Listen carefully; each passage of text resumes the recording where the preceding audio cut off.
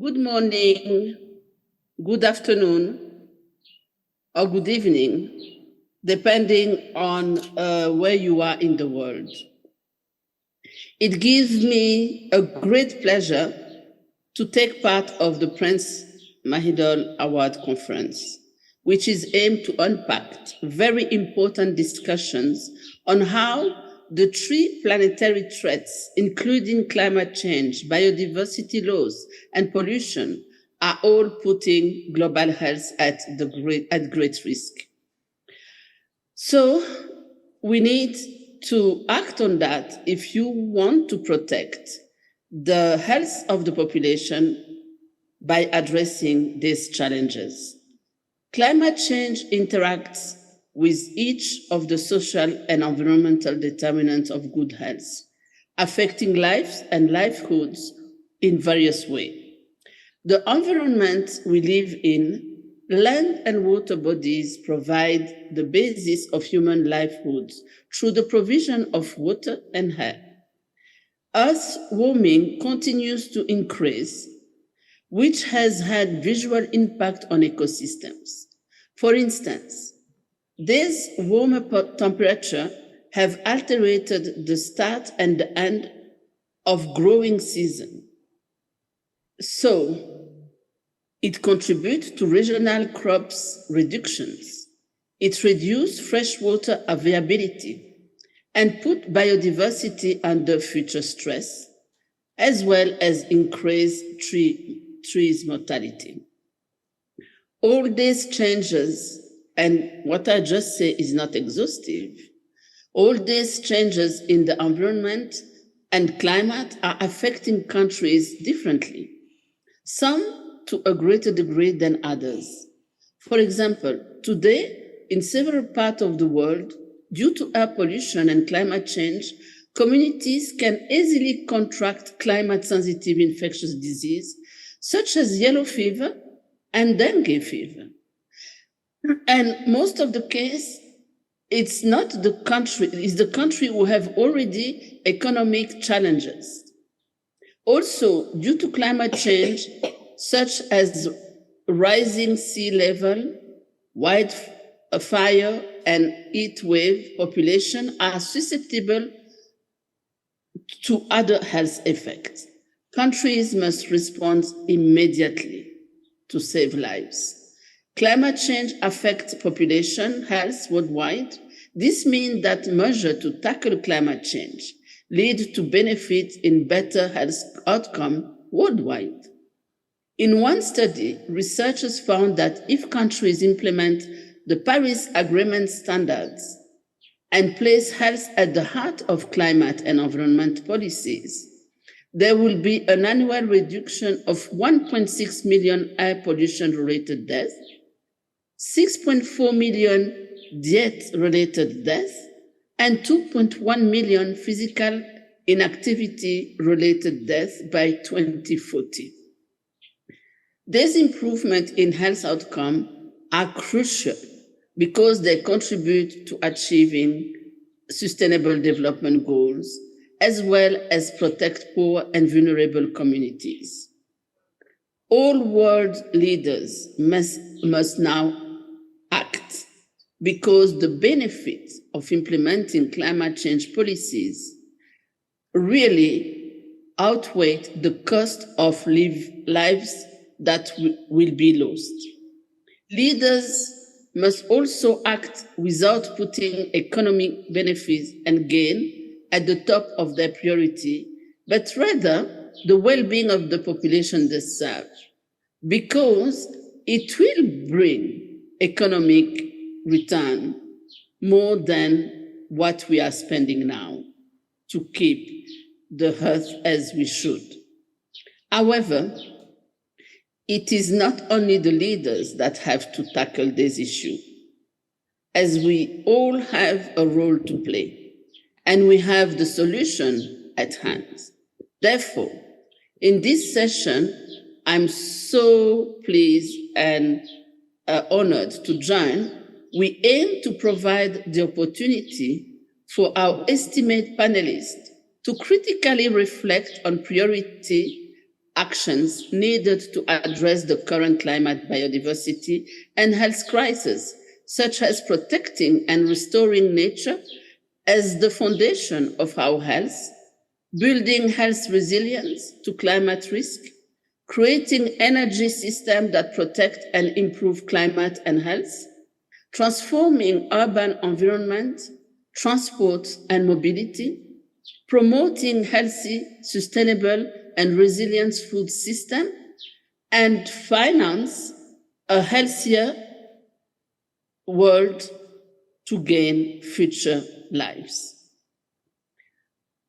To open this session, I will request each member of the panel to provide national or local or even personal experience of concrete actions, policies, initiatives that have been proven to be concrete and effective solutions to protect our planet and our health.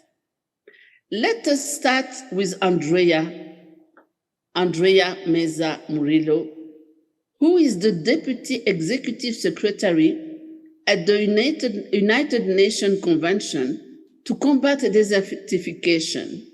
She is the Director of the Program for Conservation of Private Lands at the Center for Environmental Law and Natural Resources.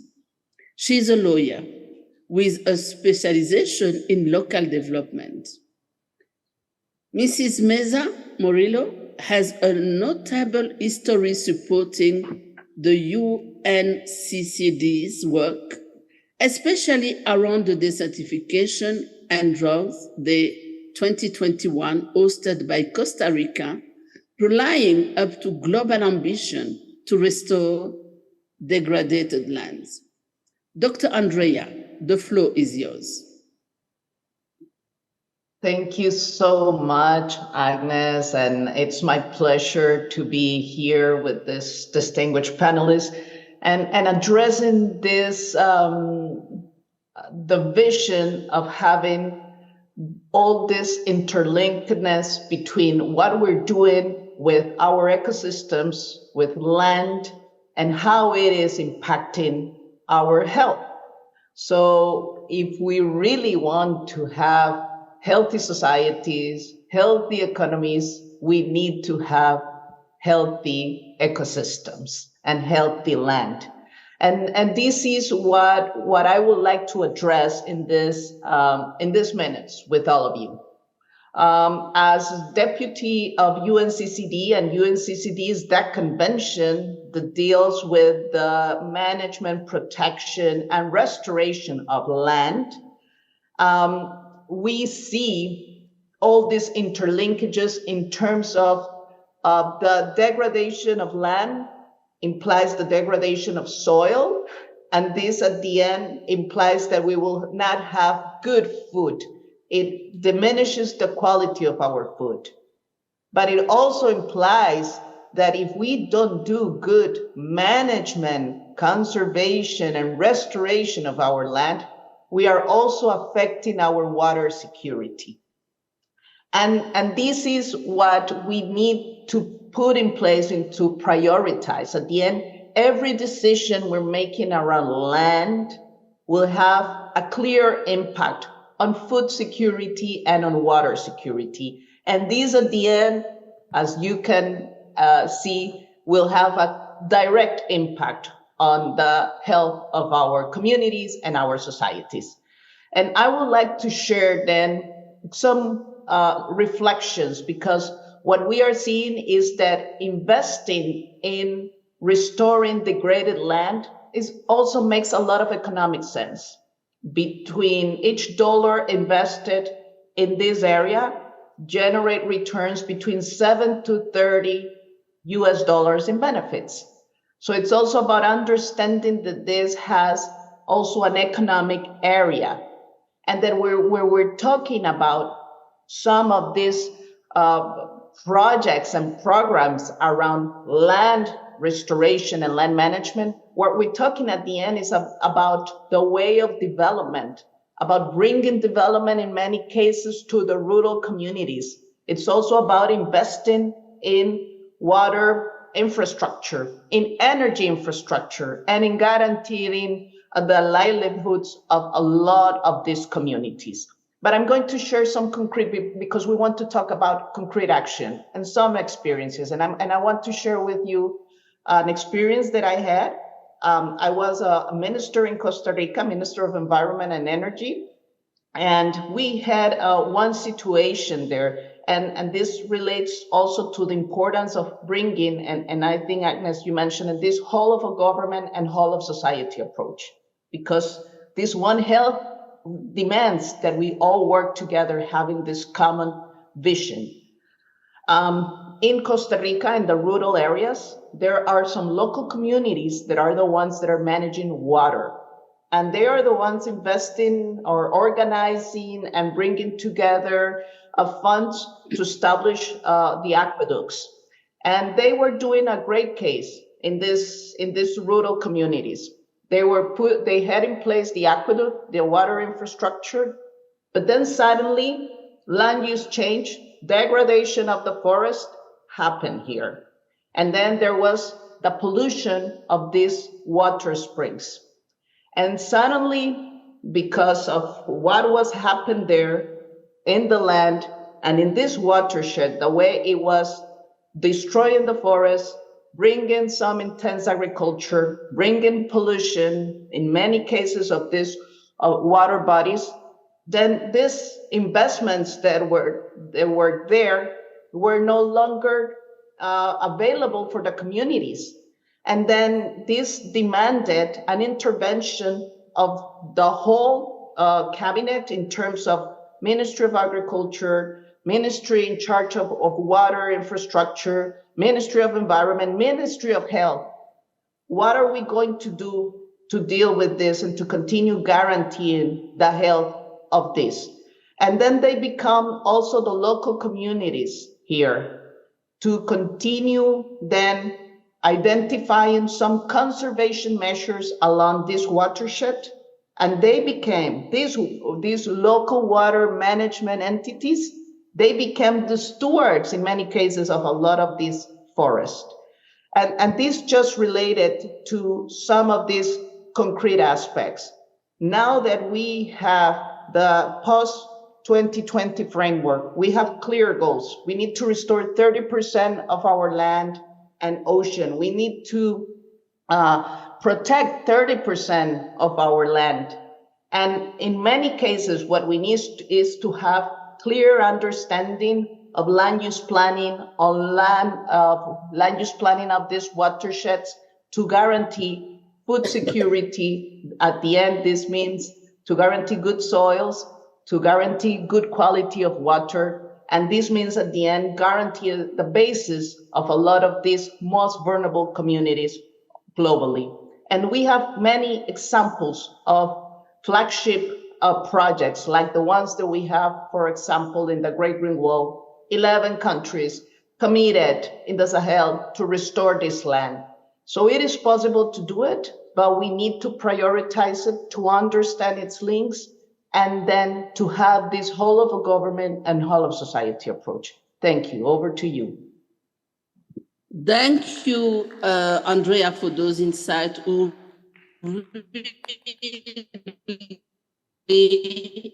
Shows how it's not a matter of one sector, of one person. It needs a holistic approach at all levels. So thank you for those insights. Our next speaker is Anjali Kaur. Anjali serves as the USAID's Deputy Assistant Administrator for Asia, where she oversees programs and strategies in the South and Central Asia sub-regions. She provides technical assistance across USAID's 34 partners countries in the Indo-Pacific region, guiding plans to provide life-saving COVID-19 emergency assistance and address the effect and root cause of climate change and food insecurity. Anjali, please share with us your actionable examples. Thank you, Agnes. It's such a pleasure to be here, at least virtually. I've attended so many PMAC conferences in the past, And I really wanted to be there in Bangkok with all of you, so much so that it's 5 a.m. here in DC and I'm joining. So I'm so grateful to you for moderating this uplifting discussion, Agnes, and to the organizers of the Prince Mahidol Award Conference for giving us this platform to chart a hopeful outlook for the health of our communities. I mean that quite sincerely. When we talk about the social, economic, and health-related crises cascading from the effects of climate change, it's easy to feel overwhelmed at the sheer scale of the challenges facing the global commons. While it's true that policymakers, community leaders, academics, corporations, and individual citizens are facing massive and interconnected existential threats to biodiversity, natural resources, and overall health, we are already taking compelling actions to address these challenges heads on. For those of you who are not familiar with our work, USAID facilitates foreign assistance on the behalf of the US government. Globally, we have the great privilege to work with more than 4,000 partners in 100 countries. As such, I'm inspired daily by the work of our partners to achieve a healthier, more inclusive, and more just future. Our partners prove day in and day out that we already have the tools to begin tackling our most pressing and interconnected challenges. Today, I'll share a few examples of our work that I'm hoping will serve as a call to action of sorts, demonstrating that even small interventions can carry enormous impact. Some of the challenges we face are large in scale, requiring urgent, regional, and industry-wide solutions to avert impending crises. For example, energy consumption across Southeast Asia is projected to double by 2040. Without a concerted effort to promote a low-emissions power system, the region will continue to rely heavily on risky energy sources, such as carbon-intensive fossil fuels and large-scale hydropower that contribute to air pollution, accelerated global warming, and negative health outcomes. The USAID Clean Power Asia project has helped usher in new policies and regulations across multiple countries in the lower Mekong, mobilizing more than $7 billion in investments in renewable energy. This includes the installation of nearly 10,000 megawatts of new renewable energy capacity across the region, enough to power nearly 8 million homes. To date, we have helped prevent 93 million metric tons of carbon dioxide equivalent in greenhouse gas emissions from being released into the atmosphere over the next 15 years. This is the equivalent of over 20 million passenger cars off the road for a year, or nearly all the cars in Australia in 2021. Other challenges require our policymakers and industry leaders to think outside of the box, aided by tools such as the One Health approach that emphasizes intersectional problem solving. For those who are less familiar, the One Health approach seeks to achieve improved health outcomes by recognizing the interconnection between people, animals, plants, and their shared environment. Southeast Asia is a hotspot for emerging diseases that can jump from animal to humans, known as zoonotic diseases, largely due to frequent and close interaction between people and animals, especially livestock. For this reason, USAID is helping to develop a series of surveillance systems that better prepare, detect, and prevent disease spillover between animals and humans by improving lab capacities and nationwide reporting mechanism. Here in Thailand, USAID partnered with Chulalongkorn University to develop the eSmart Plus app, which helps farmers better understand transmission patterns and bat-borne Nipah virus via bat-to-pig interactions. The Thai Department of Livestock Development scaled the app to study other diseases affecting the $3 billion pork industry and link the app to national surveillance databases to identify key risk areas. Through eSmart Plus, 140,000 pig farms in Thailand are now continuously monitoring disease risk and able to provide an early warning for virus spillovers and improving farm biosecurity and management. Looking to the future, we're looking to apply this intersectional mode of thinking to urban health outcomes. Through the Asia Resilient Cities initiative, USAID will empower city leaders to define their climate and health priorities through a participatory systems mapping exercise that will reveal opportunities for cross-sectoral resilience efforts. With that said, I'd like to share an example of a poignant movement that took place at a much smaller scale, highlighting the enormous importance and effectiveness of local level organizing. Urban sprawl in Kazakhstan's capital city, Astana, threatens Lake Talikol, a critical part of the city's ecosystem that attracts unique migratory birds. Through USAID-supported educational events, urban cleanup days around Lake Talikol, and a social media campaign called A Youth Initiative for the Preservation of Lake Talikol, generated widespread public discussion about the importance of the lake and environmental biodiversity.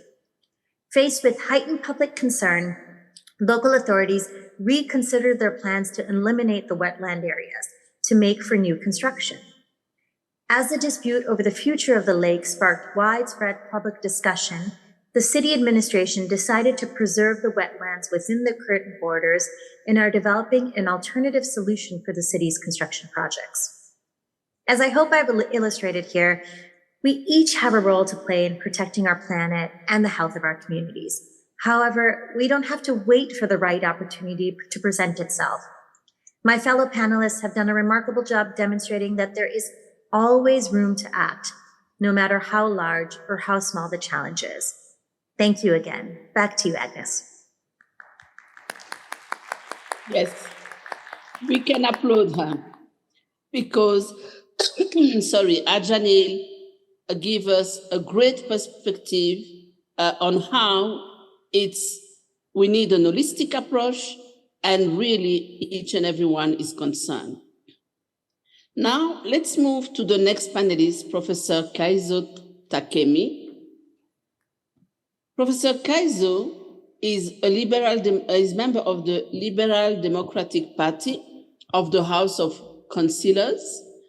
He has been involved in various global initiatives, including the Commission on Information and Accountability for Women's and Children's Health, Global Health Workforce Alliance, WHO Experts Working Group, and R&D Financing and the International Organizing Committee of the Prince Mahidol Award Conference. Professor Takemi, we will now hear from you. Thank you. I am Keizo Takemi, the member of House of Council in Japan, and I recently, nearly 2 years ago, I was appointed as the co-chair for the advisory group for a new special report on the human security, the UNDP. At that time, the co-chair, another co-chair was the Madame Lola Chinchilla, the former president of the Costa Rica, and quite closely collaborate each other. And we noticed that a very surprising outcome of the opinion research, not only in the advanced nation, but also in the low and middle income countries. More than 6 in 7, the people worldwide perceived feeling moderately or very insecure just before the outbreak of the COVID-19 pandemic. And then we decided the theme of the special report, the new threat to human security in the Anthropocene. The word of Anthropocene is decisively important because we have to think how the human society as a whole can coexist with our planet. And what's the very important essence of the incentives to think in that sort of way? Then we think that the demanding greater solidarities. The PMAC is based on the solidarities among the global health communities, and share the solidarities, and annually organize such a large size of the convention in Bangkok. And now there's so many remote to connect to the African continent, to the South Americans. And then we have to think, the climate change became a very serious, and we recognize the increasing the seriousness of the climate change as a threat to the human society as a whole. And of course, the violent and conflicts, and also the negative aspect of the digitalization. Cybersecurity now is necessary. And also the digitalization created, unfortunately, the increasing gap between the rich and poor. And then the pandemic of the risky infectious diseases. We are now expecting another pandemic in the future, maybe not so far from now. Then we have to connect mutually each other, the increasing, the complex threat as a very serious threat to the human society as a whole, while we always keep on the ground. Therefore, we simultaneously focus on the individuals, the security at the community level. So we have to combine minimized concept of the security with the maximized security of the concept of the security, and combined both the minimum and maximum under the one umbrella of the new generation of human security. This is the key of this new challenge of the conceptualization of the new security approach to our common serious subject. And then we do realize that the human empowerment and human protection should be the basis to create the whole approach.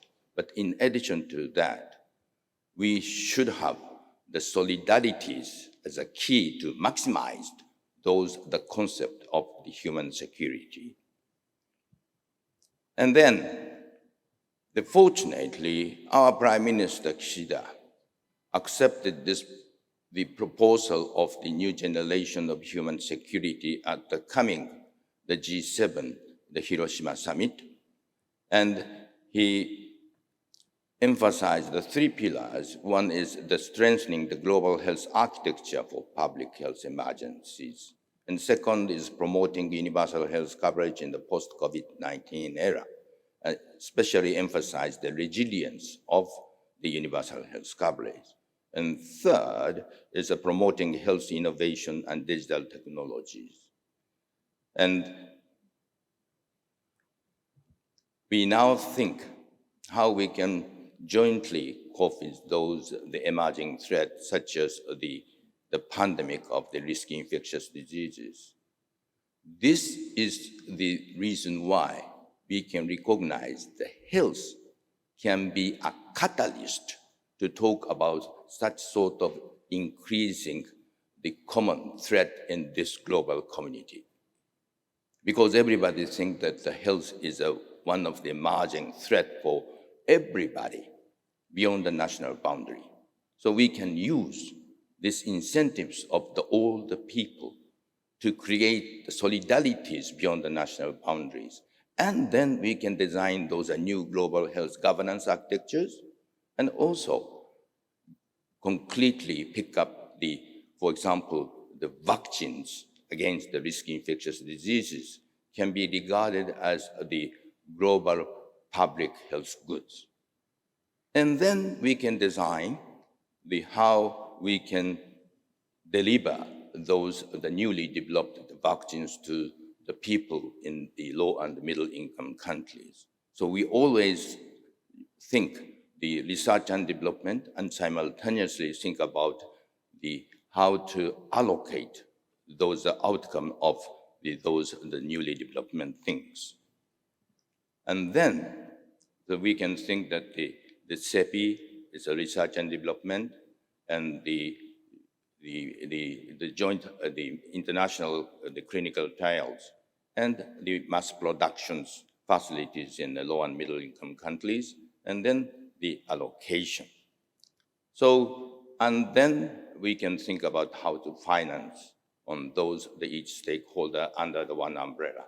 That sort of concrete subject now we are sharing as one good example to challenge the growing, the threat, not only for health, but also for the climate change and the environmental disasters. Thank you very much for your patience.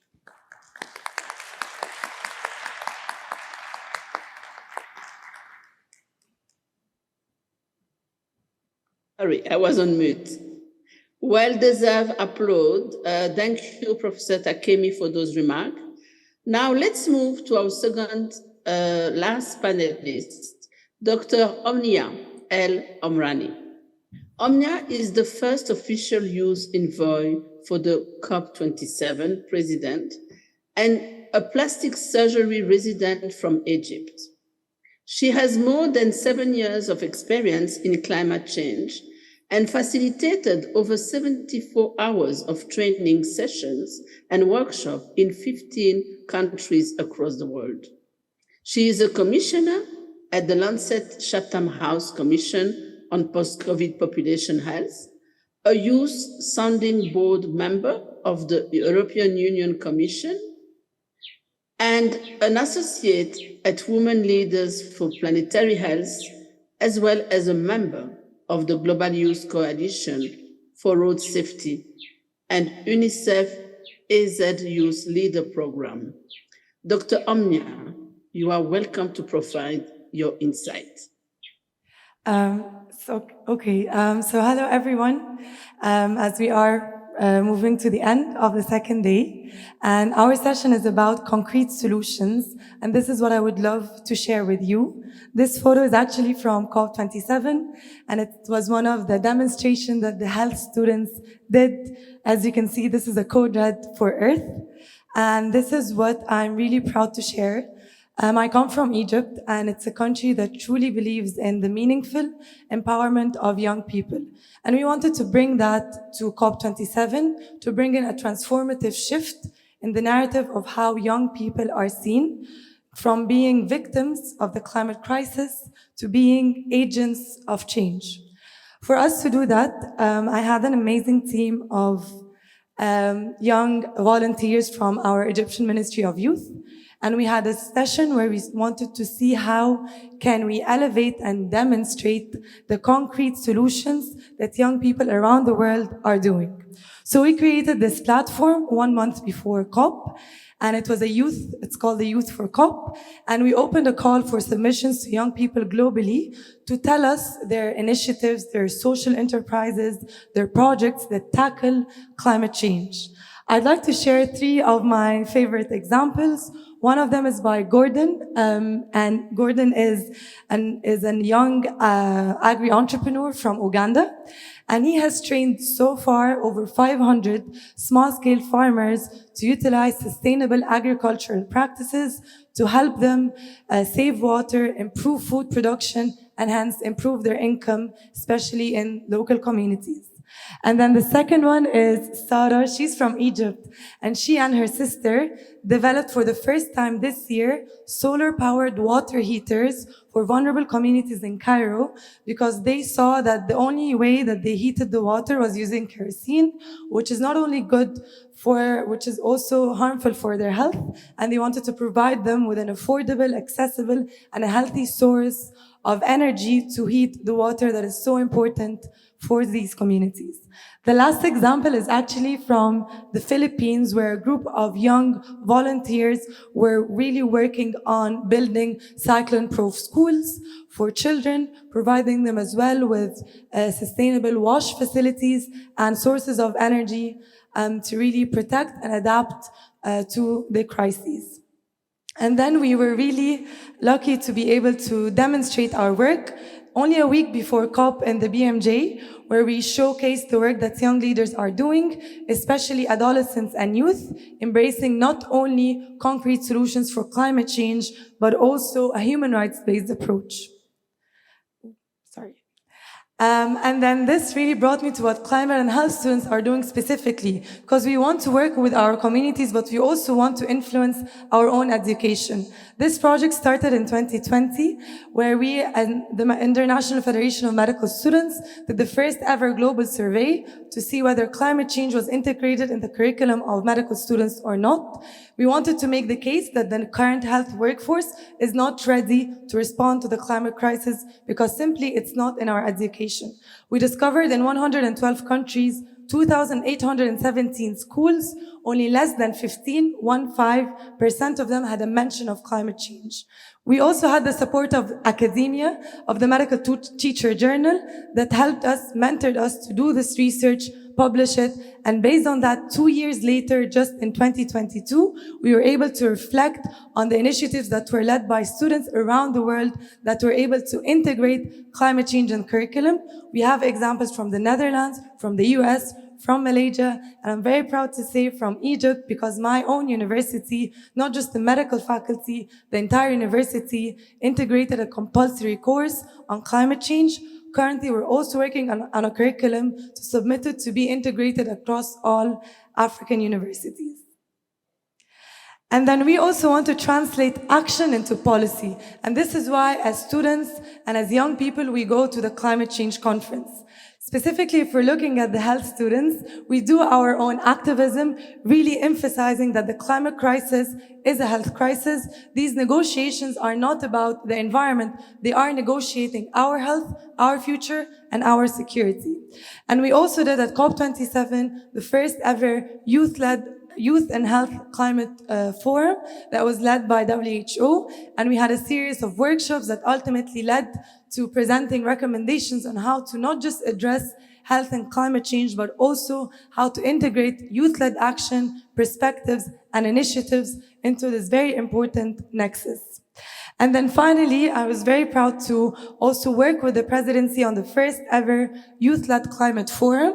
And it was simply a series of roundtable discussions. We had the negotiators, the ministers of environment, the chairs of the country groups, including the G77 in China, the chair of AOSAS, all of them sitting at the same round table as young climate experts. We did one round table on adaptation, one on mitigation, and we gave the floor to the young representatives first to share their interventions and their concrete solutions, and then the negotiators were given the floor to answer and reply back so that we can create a dialogue, so that we can co-create policy asks to be then integrated in finally the COP cover decision. I'm also happy to share that for the first time, we had the opportunity to integrate all our efforts, the Youth-led Climate Forum, having a youth envoy, but also having the first ever Children and Youth Pavilion, which was the independently led, youth-led space delivered by young people. The sessions were organized with young people. We also had a criteria that each session in this pavilion, a minimum of the speakers, 65%, had to be under 35. And then we invited the policymakers to come to our space to discuss with us how we can work together on climate change within the context of the COP negotiations. And finally, we also had the mention of the right to a healthy environment, which was one of the first political declarations to integrate this right, and since its adoption at the UN General Assembly. So thank you so much, and yeah, I'm done. Thank you, Dr. Homnia, for this great presentation that tell us and show and demonstrate how we will do nothing for our future without including the youth. So now, we move to our last panelist, Dr. Vanida Kumnirpesh, and I'm so apologetic. I should call you before to make sure I pronounce it well. Dr. Vanida is the Director, Bureau of Foreign Agriculture Affairs, Office of the Permanent Secretary in the Ministry of Agriculture and Cooperative in Thailand. And she's there working and served since February 2019. She has worked as a researcher in animal breeding, animal genetic resources, and biodiversity. From 2011 to 2019, she was Minister of Agriculture at the Royal Thai Embassy in Canberra, Australia, and Washington, D.C., USA. Thank you for being here with us, Dr. Vanida. Please share with us some actionable items. The floor is yours. Thank you very much. You pronounced my last name perfectly. Thank you so much. And it's very privileged to be participate in this session. And I really like the theme of this action is local, the action at the local. And being the last presenter, that's very difficult because it's so powerful that everybody share. For Thailand, as we say that at the Ministry of Agriculture, we have an agency that look after the whole ecosystem of the agriculture, production, trade, regulation, market access, and natural resources.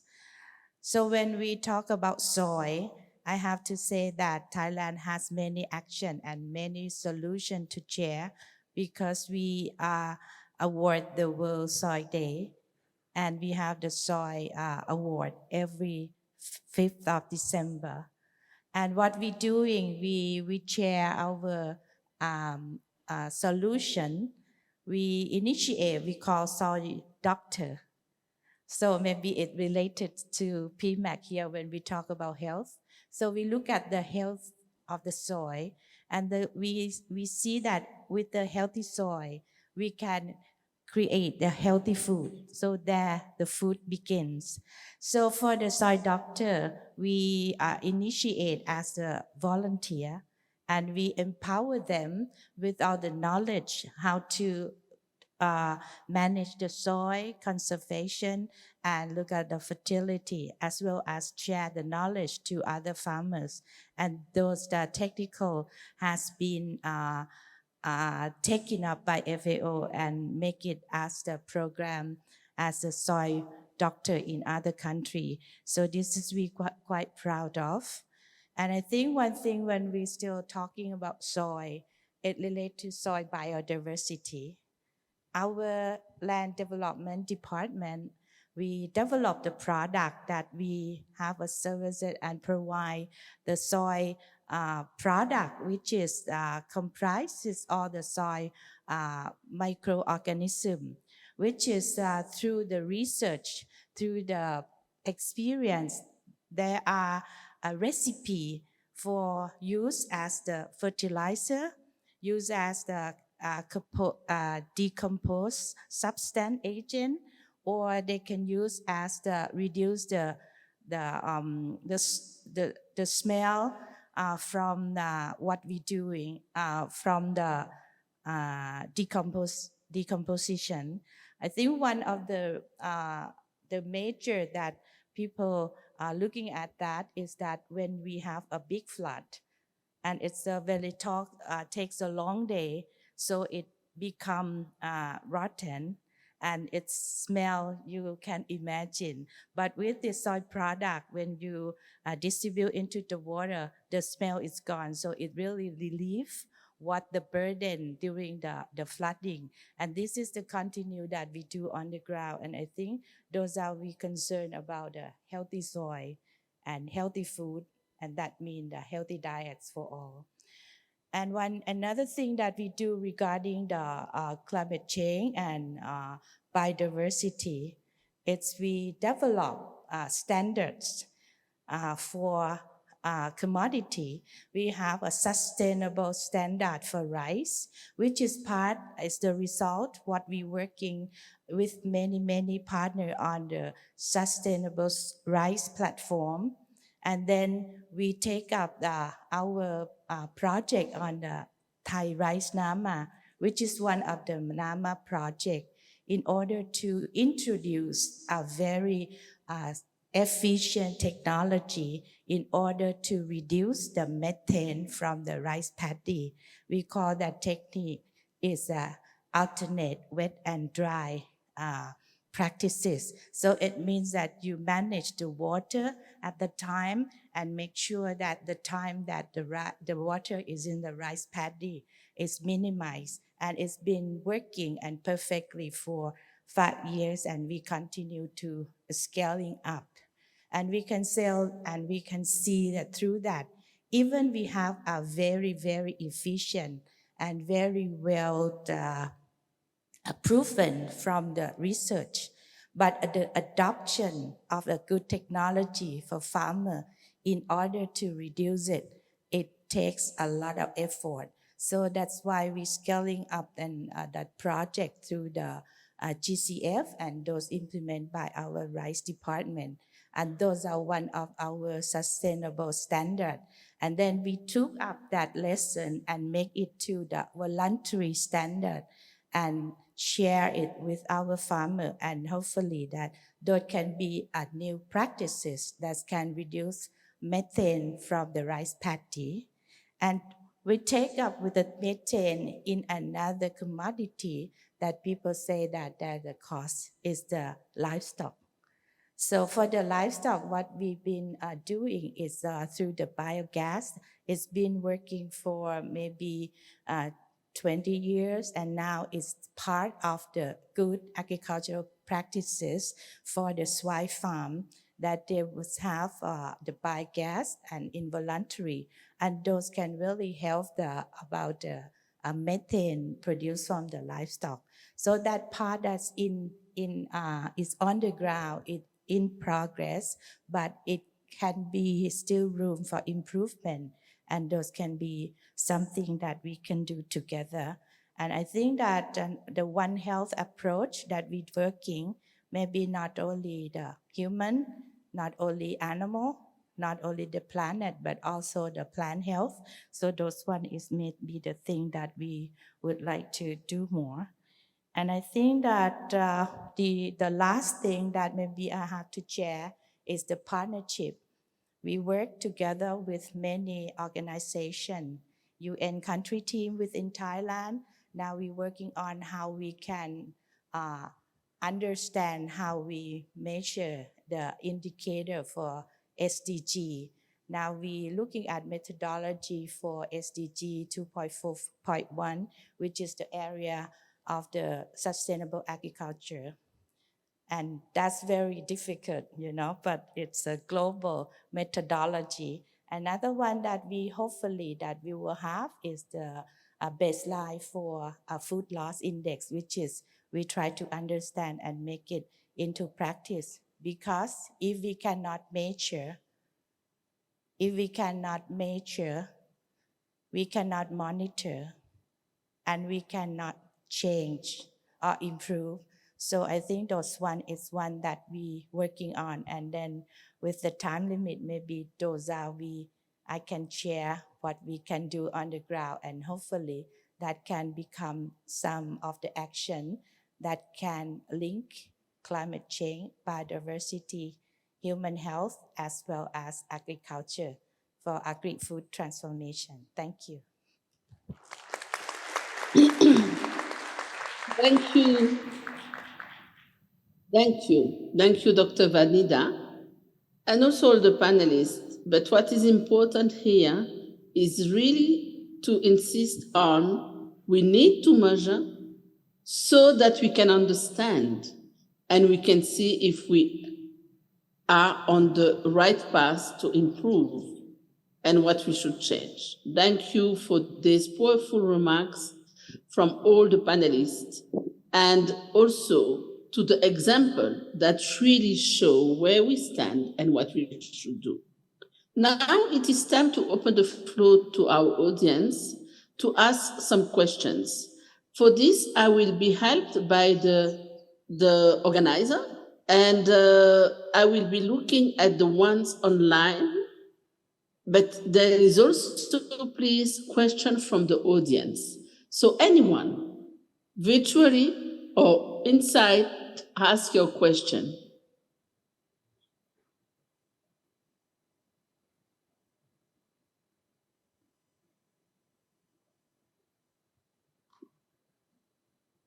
I ask the help of the Secretariat because I don't see much with my screen. Is there any questions? Yeah, can I go ahead? Yeah. Please go. Please Yes, go. my name is Sulakshna and I'm from the People's Health Movement.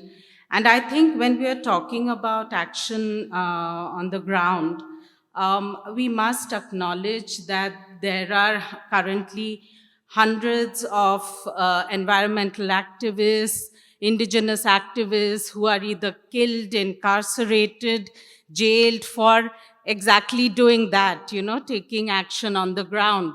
And I think this is something that we as a gathering need to recognize, acknowledge, and also put it in our statement, whatever we put out, because they are the ones who are protecting our environment, who are protesting mining and overconsumption, and they are the ones who are facing the brunt of the police and the state. Thank you.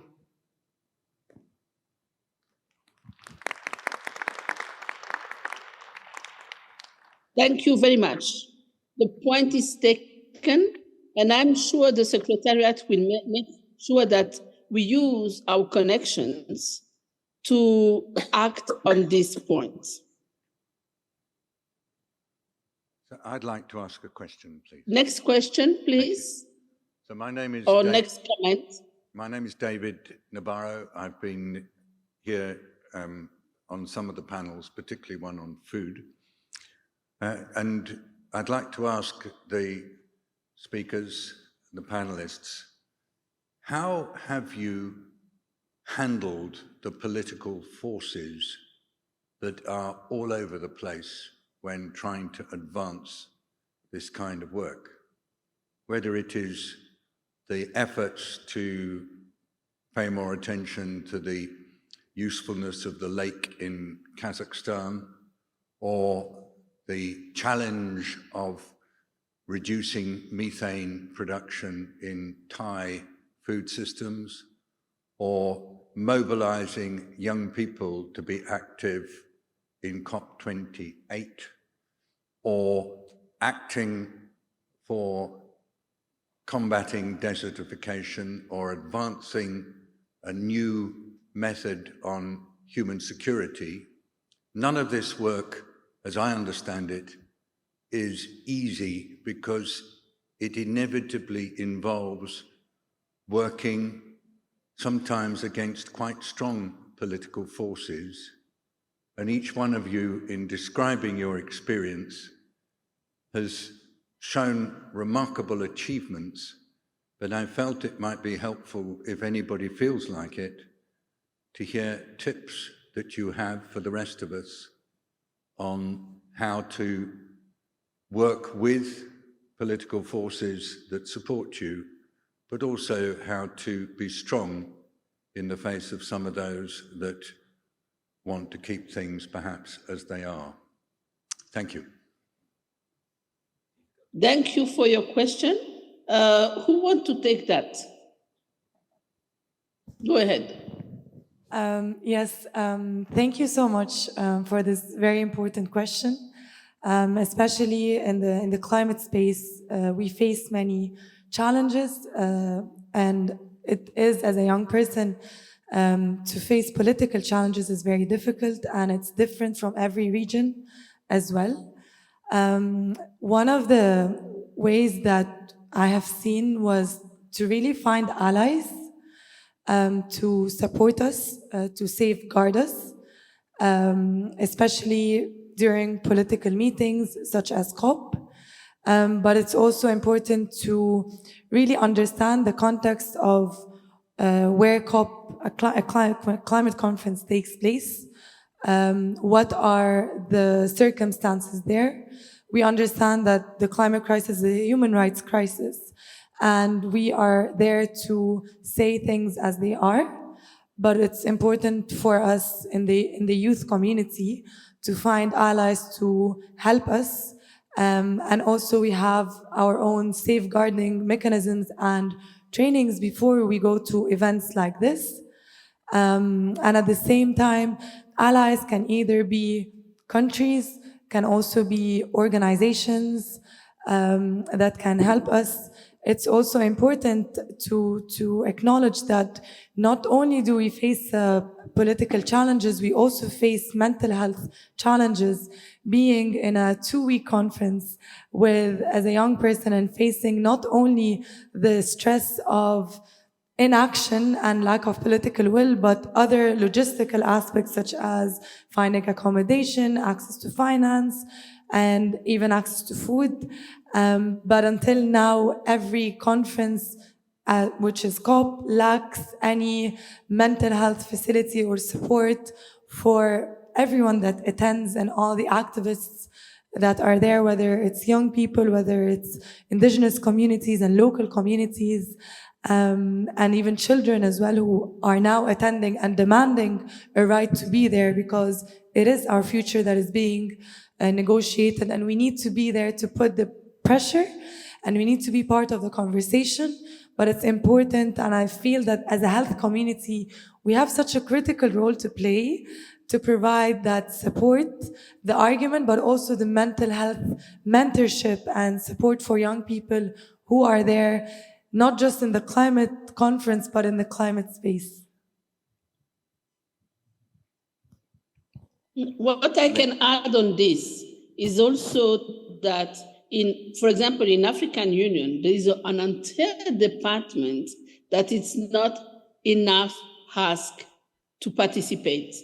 There is a use for African Union as well. So you are right, we could do better. Andrea, I saw your hands. Thank you. And I think that the question rose by David, it's quite important.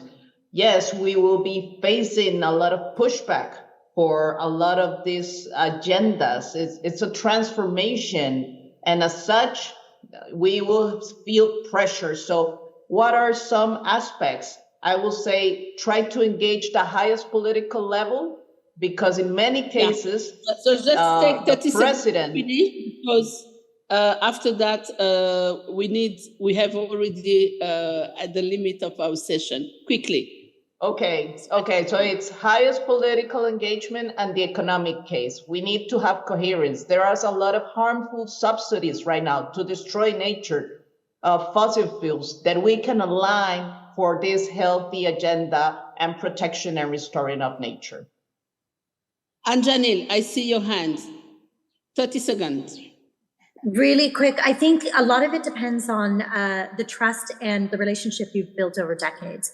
I look at our work at USAID, and we have focused on utilizing the years and years that we have established relationships with the community, with the governments, with the various governments that have come in, the line ministries, and utilize that to create change. And I feel like once you're able to build that out, what happens is that you understand where their needs are. And there's an incentive structure when you're trying to think about the larger public good, being able to connect the dots to what Andrea said, to the economic incentives and the political incentives at that moment. Thank you. And I just want to thank the organizer to have us, to ask us to join this very crucial discussion. I want to thank our audience for the great question they have asked us. And I wish a very successful end of these conferences. It is a subject to be continued. And please write, do research, mobilize, talk, go and disturb those who just want to do business as usual. Thank you very much.